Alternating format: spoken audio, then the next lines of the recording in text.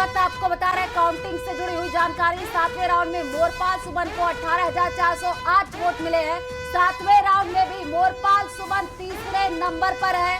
बड़ी खबर आपको बता रहे हैं, न्यूज 18 राजस्थान पर सबसे तेज और सबसे सटीक नतीजे। 7वें राउंड में प्रमोद जैन भाया को 26,775 वोट मिले हैं और 7वें राउंड में नरेश मीणा को 21,586 वोट मिले। यानी प्रमोद जैन भाया अभी भी बढ़त बनाए हुए हैं, क्योंकि देखिए स्टार्टिंग में शुरुआत रुझान में बीजेपी चल रही थी, उसके बाद से कांग्रेस, बीच में नरेश मीणा, लेकिन अभी जो सबसे बड़ी अपडेट आपको दे रहा हूं उपचुनाव से जुड़ी हुई, प्रमोद जैन भाया आगे चल रहे हैं। 7वें राउंड में 26,775 वोट, 7वें राउंड में नरेश मीणा को 21,586 वोट मिले हैं।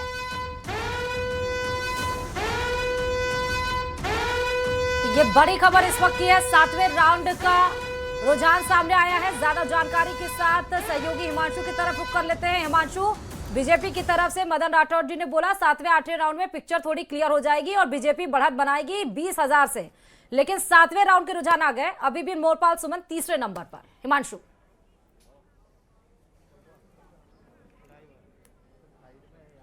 देखिए 7वें राउंड के साथ में जो मोरपाल सुमन के लिए परेशानी है वो और बढ़ गई है, डिफरेंस और ज्यादा बढ़ गया है और वही तस्वीर है जो पहले राउंड से शुरू हुई थी और 7वें राउंड तक बरकरार है।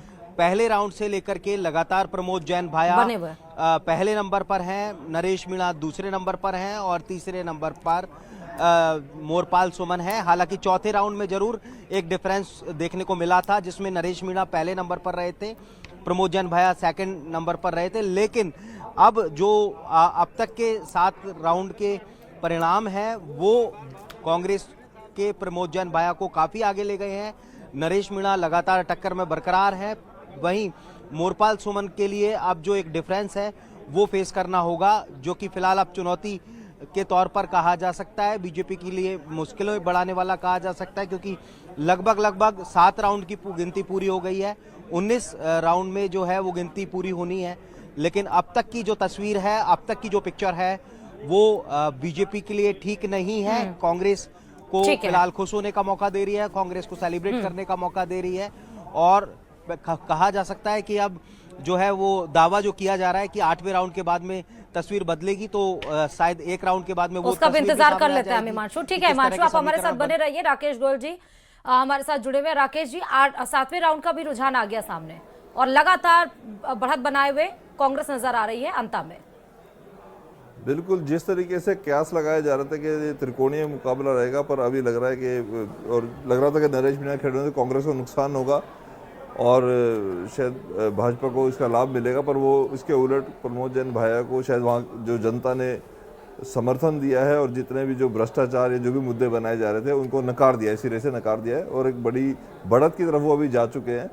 तो मुझे लगता है कि शायद भाजपा को जो प्रयास थे वो और ज़्यादा करने चाहिए थे, अपनी बात जनमानस तक ले जाने में कहीं ना कहीं असफल रहे हैं और उसका खामियाजा भाजपा नहीं। राकेश जी, सारे प्रयास तो किए, ये भी बोल दिया कि मांगरोल में मंडी 2026 में शिफ्ट की जाएगी, किसानों को खाद की समस्या से निस्तारण दे दिया गया है, 174 करोड़ की सड़क की मंजूरी 12 मांगरोल के लिए दे दी गई है, सारे वादे सारे किए, यहाँ तक कि मंत्रिमंडल में जगह देने की बात भी कही, लेकिन उसके बाद भी तीसरे नंबर पर लगातार पहले राउंड से लेकर 7वें राउंड तक।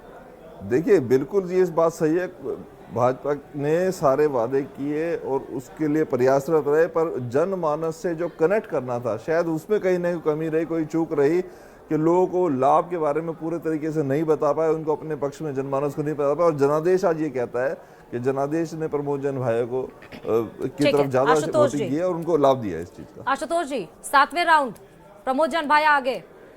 आशुतोष जी हमसे ज्वाइन करेंगे, लेकिन नरेंद्र कटारा जी, एक सवाल ये रहेगा, क्योंकि अब तो देखिए जो रुझान सामने आना शुरू हो चुके हैं, आप भी देख रहे होंगे, क्योंकि आशीष जी के चेहरे पर तो अब खुशी नजर आ रही है, क्योंकि यहाँ से प्रमोद जैन भाया बढ़त बनाए हुए हैं और अभी तस्वीरें साफ भी हो जाएंगी, रिजल्ट का थोड़ा इंतजार करना होगा।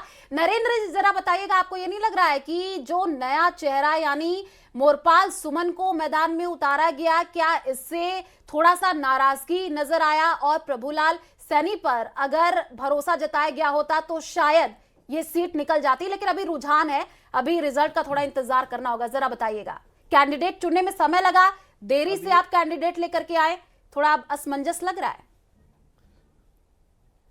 हमने पूरा चुनाव बड़ा सोच समझ के लड़ा, वहां से सर्वे में कैंडिडेट लिया और अभी 80 से 85 हजार वोट बाकी हैं गिनती होने।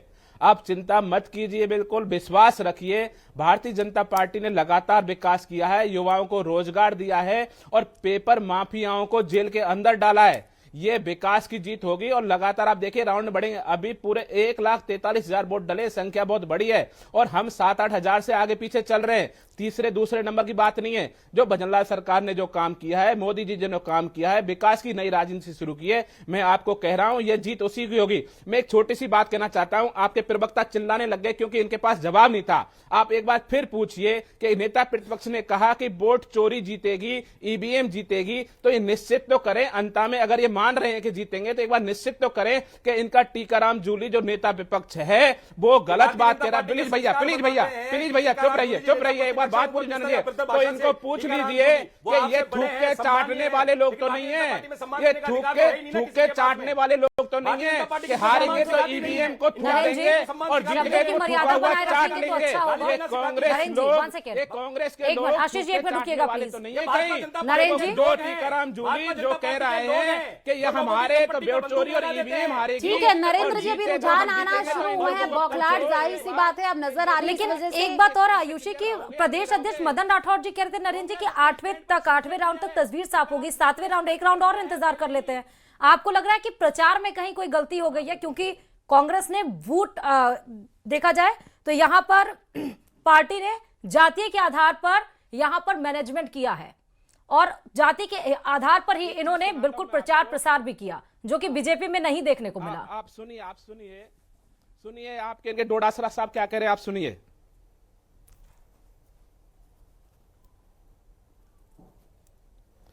डोडासरा साहब कह